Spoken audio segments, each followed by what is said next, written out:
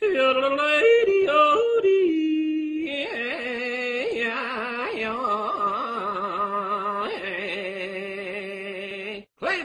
America!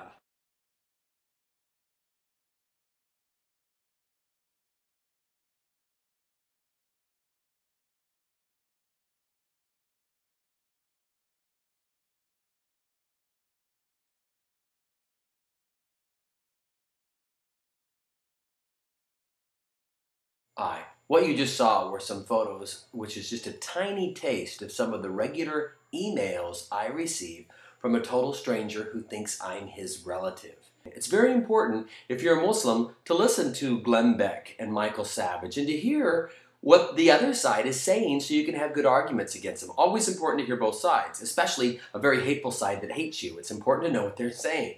This is an email chain letter that has been sent to millions of American homes.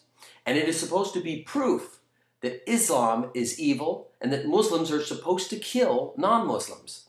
So I want you to know about what this email is. It's an editorial penned by Rick Mathis, Executive Director of the Mission Gate Prison Ministry.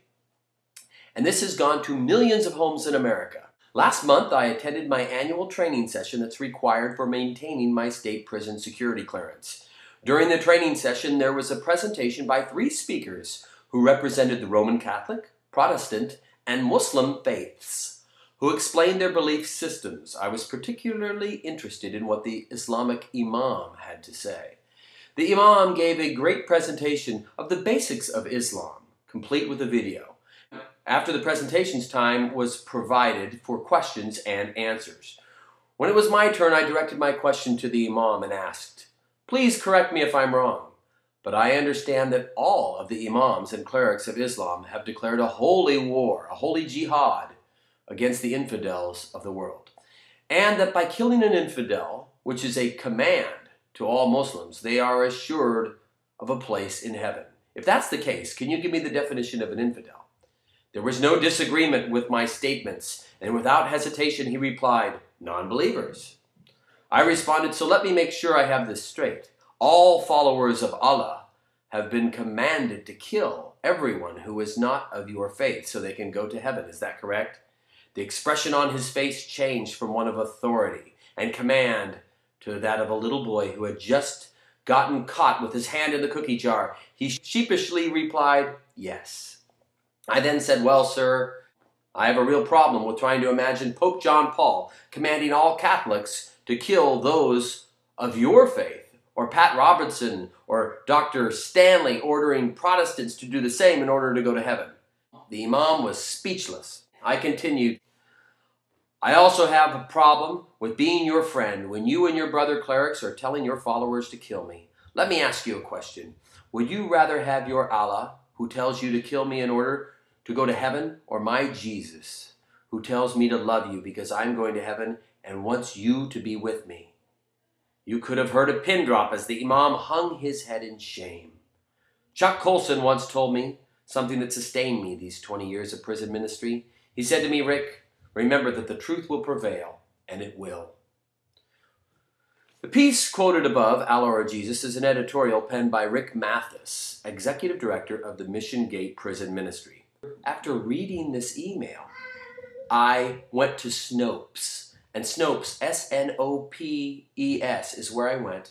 And that's where they debunk all kinds of stuff. We asked Mr. Mathis if he could provide some information about the origins of the piece, and he responded. This article is an exact recording of a real event that I participated in. My only commentary was, the truth will prevail. I think this meeting was in May 2003, and I will not give out more details for fear of retribution. Reporter Greg Kearney, writing for the Lee News Service, traced the story to a correctional facility in Fulton, Missouri, and came away with a decidedly different version of events from Missouri state officials. According to Tim Kniest, K-N-I-E-S-T, Public Information Officer for the Missouri Department of Corrections, the event described was a training program for prison volunteers, for which ministers from several faiths were invited to give presentations in order to acquaint prison volunteers with the varied religious beliefs of the inmate population. The man who gave the presentation about Islam was not a Muslim minister. He was an inmate, pressed into service to present a short film on Islam and answer some questions when the prison's volunteer coordinator was unable to find an imam to speak.